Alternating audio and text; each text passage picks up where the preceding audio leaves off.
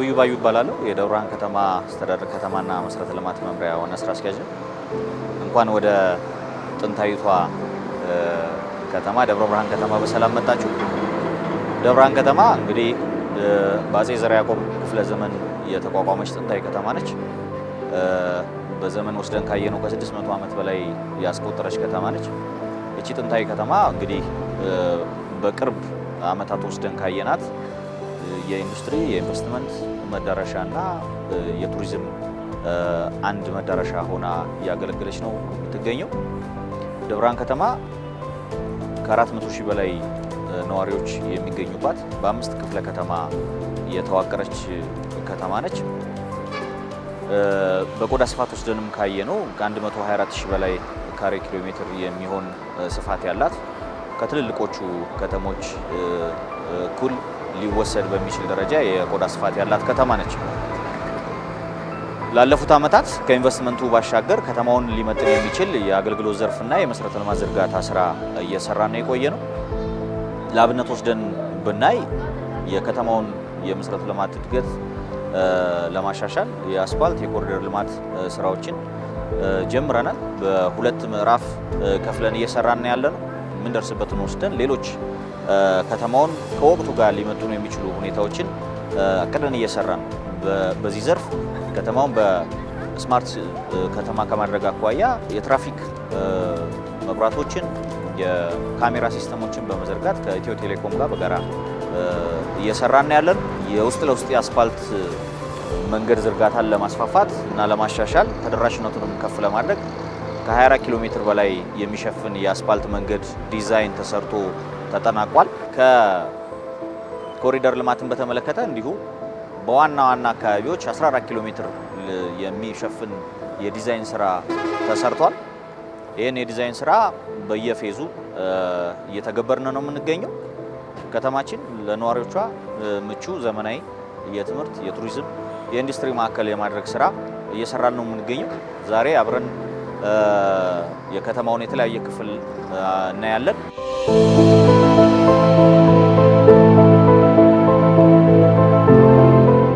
የደብረ ብርሃን ከተማ አስተዳደር የ2017 በጀት ዓመት ላይ የኮሪደር ልማት አቅዶ እየሰራ ሰርቷል።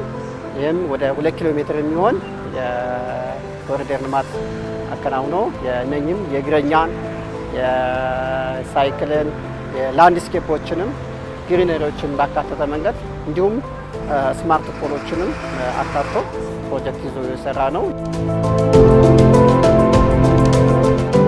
ይሄ እንግዲህ የመጀመሪያ ምዕራፋችን የጠባሴ ክፍለ ከተማ የተጀመረው ኮሪደር ልማት ክፍል ነው። ይሄ በአጠቃላይ 2 ኪሎ ሜትር የሚሸፍን ርዝመት ያለው የኮሪደር ልማታችን ነው። በመጀመሪያው ምዕራፍ ሙሉ ለሙሉ ተብሎ በሚወሰድ ደረጃ የተጠናቀቀ ስራ ነው። ይሄ አካባቢ ለምን መረጥ ነው ብለን ወስደን ስናይ ይሄ ጥንታዊው የከተማው ክፍል አንዱ የተቆረቆረበት አካባቢ ነው። ስለዚህ ይህን አካባቢ ማሻሻል ለሌሎቹ ትምህርት የሚሰጥ እንዲሁም ደግሞ በህዝቡም ዘንድ ትልቅ ታማኝነት የሚፈጥር ስራ ይሆናል ተብሎ የለየነው ነው። ከህዝቡም ጋር ስንወያይ እውነት ለመናገር በጣም በደስታ የተቀበለው ልማቱን የተቀበለ አካባቢ ነው ብለን መውሰድ ይችላል። በመጀመሪያ አካባቢ ይሄ የነበረው ገጽታ ከደረጃ በታች የሆኑ ቤቶች፣ ኮንቴነሮች ያሉበት የንግድ እንቅስቃሴው እምብዛም ለመርሃ ግብር ካልሆነ የተቀላጠፈ የንግድ እንቅስቃሴ የሌለው ለእግረኞች ምቹ ቦታ የሌለው አካባቢ ነበር።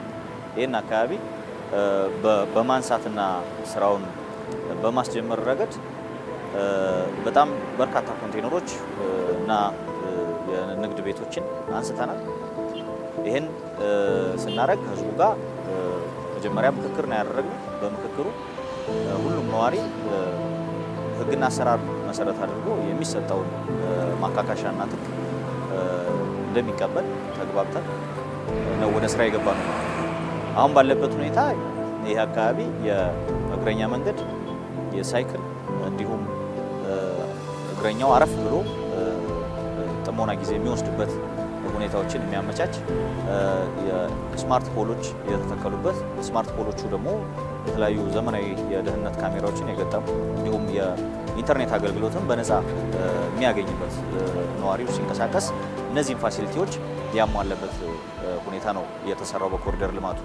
ከዛ ውጪ የንግድ ቤቶቹም ቢሆኑ በፊት ከነበሩት እንደገና ስንሰራቸው ቀለማቸው ተመሳሳይ ሆኖ የማስታወቂያ ስርዓታቸው እኛ በምንፈልገው ደረጃ ያስተካከልነው ሁኔታ ነው ያለው። ስለዚህ የንግድ እንቅስቃሴው በመሀል ከተማ ካለው አሁን እዚህ አካባቢ ያለው በተሻለ መጠን የተንቀሳቀሰ ሁኔታ ነው ያለው። ህዝቡ አምሽቶ የመገበያየት ሁኔታው በጣም አድጓል። እንደሚታወቀው ይሄ ወደ አዲስ አበባ መውጫ መስመር ነው። ስለዚህ በርካታ እንግዶች የሚያልፉበት ወደ ተለያዩ ገዳማት የሚመጡ እንግዶች ከተለያዩ ክፍለ ሀገራት የሚመጡበት አካባቢ ነውና ጥሩ የኢኮኖሚ እንቅስቃሴ የሚገኝበት አካባቢ ሆኗል በኮሪደር ልማቱ ምክንያት ማለት ነው።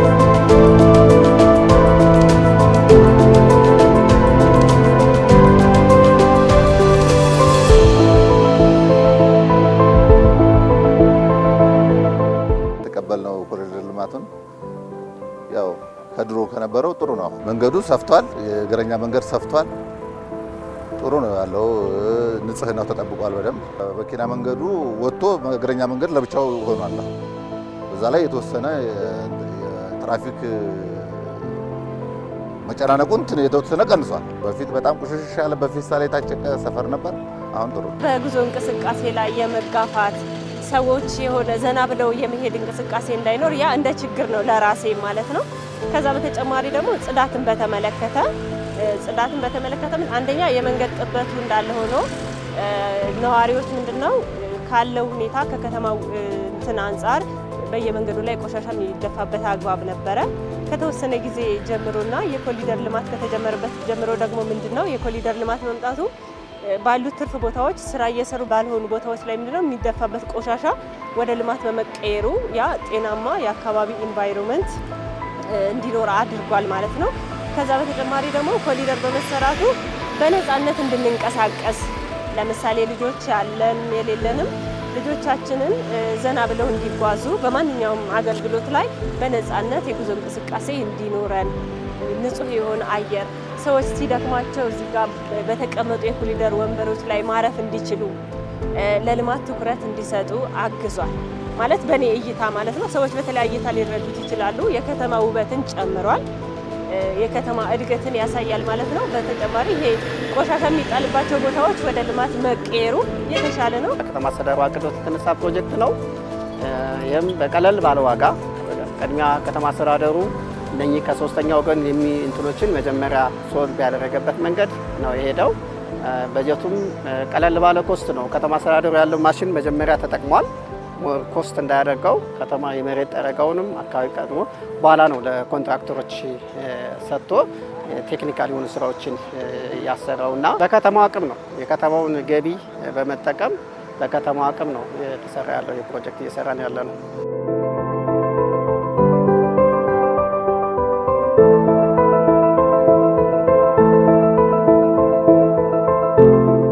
አሁን የምንገኘው በተለምዶ ጅሩ መገንጠያ የሚባለው አካባቢ ነው ያለ ነው።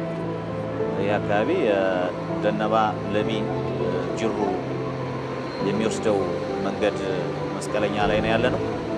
ይህ አካባቢ በትራፊክ ፍሰቱ ከዚህ በፊት በጣም አስቸጋሪ የሆነ ለእግረኞች ቅድሚያ ባለመስጠት አደጋዎች ተፈጥረውበት የሚያውቅ በርካታ ችግር ያለበት ምቹ ያልሆነ በጥቅሉ ምቹ ያልሆነ አካባቢ ነው ይሄ አካባቢ የነበረው።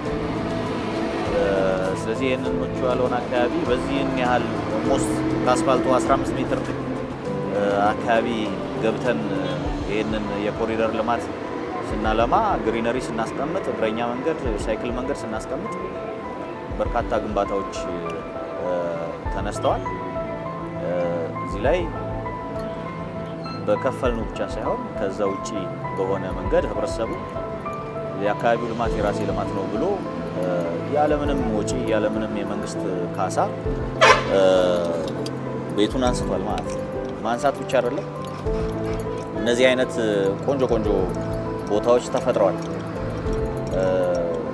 ይህንን በዚህ ደረጃ እኛ ዲዛይኑን ምን አይነት ዲዛይን መኖር አለበት የሚለውን ለባለቤቶቹ በወረቀት ከሰጠናቸው በኋላ የራሳቸውን ሀሳብ ጨምረው ቆንጆ ቆንጆ የንግድ ቦታዎችን ፈጥረዋል ማለት ነው። ቀለማቸውን፣ መብራታቸውን ገጥመዋል በራሳቸው ወጪ። ይህ ብቻ አይደለም፣ በቀጥታ ለኮሪደር ልማቱ በአጠቃላይ በዚህ በመጀመሪያው ምዕራፍ ከ100 ሚሊዮን ብር በላይ የማህበረሰብ ተሳትፎ በጥሬ ገንዘብ በቀጥታ የከተማው ሕዝብ አስተዋጽኦ አድርጓል። ይሄ ለሚቀጥሉት ምዕራፎች ልምዱ ተወስዶ በደንብ አስፍተን የምንሰራበትና ህብረተሰቡ በቀጥታ የልማቱ ተጠቃሚ የልማቱ ተሳታፊም እንዲሆን የምናደርግበት መንገድ ነው። የመንግስት ልማት ወይም የአካባቢ ልማት በጥቅሉ በመንግስት ወጪ ብቻ ተሸፍኖ የሚቻል አይደለም።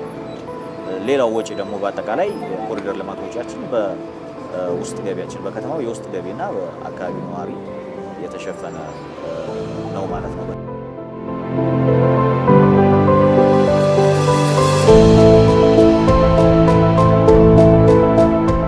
ያው የቁጥጥር ስራችን ሙሉ ቀን ማለት ትችላለሽ። ያው ጠዋት እንወጣለን፣ ምሽት ድረስ እንሰራለን። ዴይሊ ኮንትራክተሮችን እየተቆጣጠርን ነው የምናሰራው። ስንቆጣጠር የማቴሪያል ጥራት እንቆጣጠራለን፣ የሰራተኛ ሌቦችን ስኪልስ እንቆጣጠራለን። እሱን ያማከለ ስራ እንሰራለን። ዴይሊ ነው የምንቆጣጠረው። ጥራቱ ያው በአካባቢ ማቴሪያል ነው አብዛኛው የተሰራው። ከሶርሱ ጀምረን ቴስት እንወስዳለን፣ ሳይት ላይም ቴስት እንወስዳለን። ጥራቱ አስተማማኝና እንደምታየው ነው። የተሻለ ኮሪደር የመጀመሪያችንም ደግሞ የተሻለና ጥራት ባለው የሰራ ነው። አንዳንድ የምንሰራቸው ስራዎች ላይ ባለማወቅ እንደ ፌሌሪቲ ወይም ጥራት እንደሌለው አድርገውም ኤክስፔክት ያደርጋሉ ማህበረሰቡና እኛ በተቻለ መጠን በአካባቢው ላይ የሚቆጣጠሩ የማህበረሰብ ተቆጣጣሪ ኮሚቴዎች አሉ። ለነሱ በማስረዳት ጥራቱን እነሱም ይቆጣጠራሉ። ባይዘው ውሃ ጠጥቷል አልጠጣም የሚለውን ይቆጣጠራሉ። እነሱም አንድ ላይ ሆነን የቁጥጥር ስራውን ሰርተናል በሚገባ።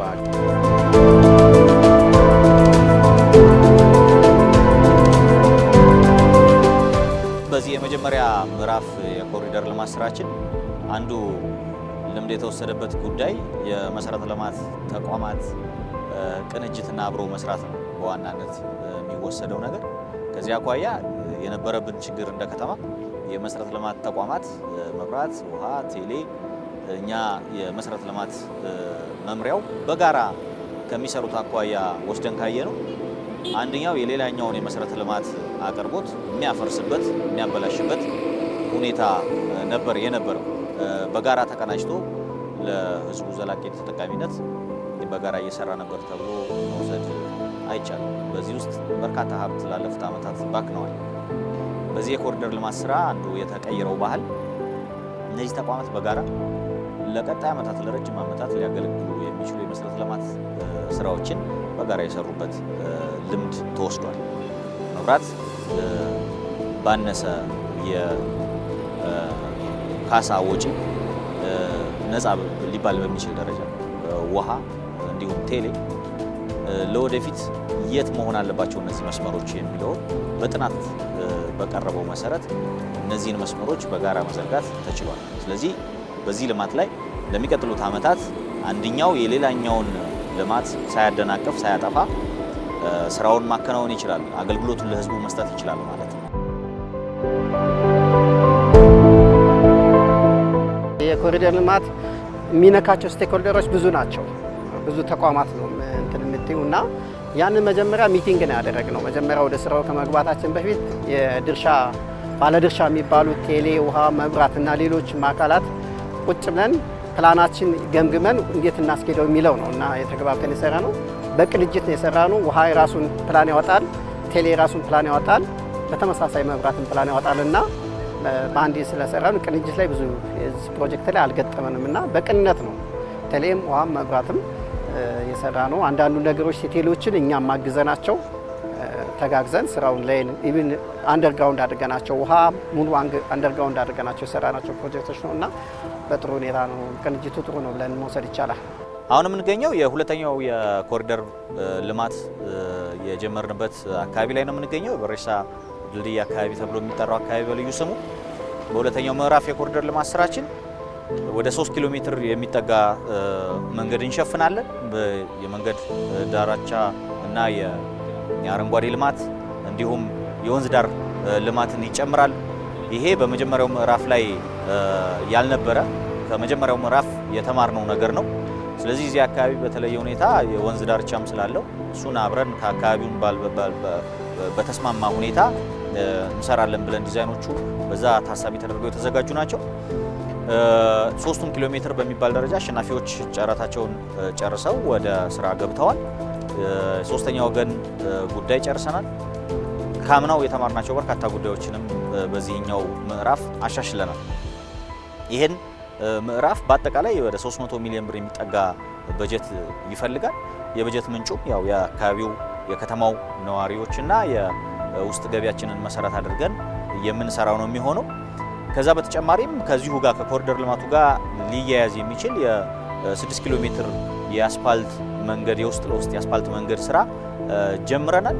በዘንድሮ ዓመት ከ2 ኪሎ ሜትር በላይ የሚሆነውን አጠናቀን እንጨርሳለን ብለን እናስባለን።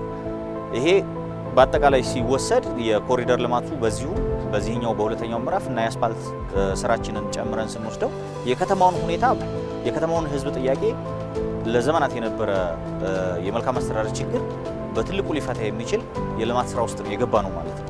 ሌሎችንም ደግሞ በልማቱ ምክንያት የተነሱ ስራ ፈላጊዎችንም ነባር ኢንተርፕራይዞችንም መልሰን በማቋቋም ስራቸው እንዳይስተጓጎል የማድረግ ስራ እየሰራን ያለ ነው። እዛው ተያይዞ ሌሎች ጊዜያዊና ቋሚ የስራ ዕድሎችን እየፈጠርን እንገኛለን።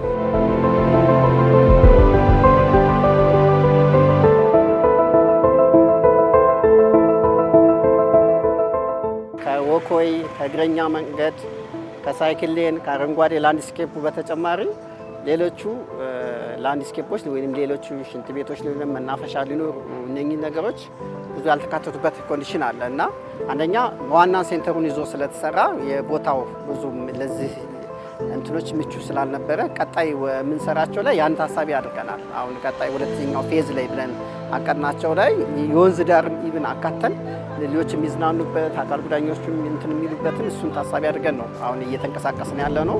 እንዳየሽው ብዙም ዋና ኑሩቱን ይዞ ስለሄደ ቦታውም ጠበብ ያለ ስለነበረ ያን የምታያቸው ነገሮች አካተን ለመስራት የተቸገርንበት ሁኔታ አለና እሱ ወደፊት በዲዛይን ማሻሻናቸው እየሰራን ያለ ነው።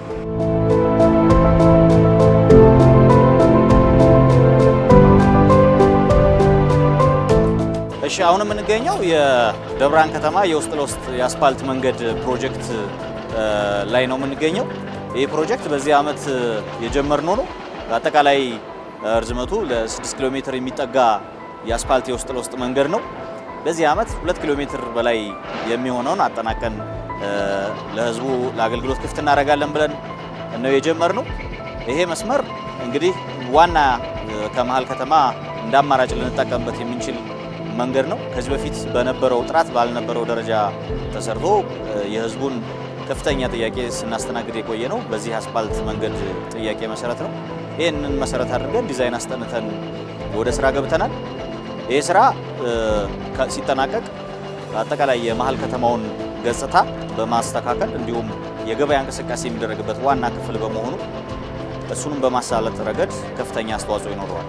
ስንሰራው አሁን ዘመኑ በደረሰበት ደረጃ ያለውን የኮሪደር ልማት ጽንሰ ሀሳብን መሰረት ተደርጎ እየተሰራ ነው። ስለዚህ ከመጀመሪያው ምዕራፍና ሁለተኛው ምዕራፍ የኮሪደር ልማት ስራችን ጋር አብሮ ሊተሳሰር የሚችል ስራ ነው ማለት ነው። በውስጡም የተለያዩ የደቀቁና የተጎሳቆሉ አካባቢዎችን እንደገና ማልማትን ጨምሮ የመዝናኛ ቦታዎችና የስፖርት ማዘውተሪያዎችን የሚያጠቃልል የአስፓልት መንገድ ስራ ነው አብሮ የሚከናወነው ማለት ነው።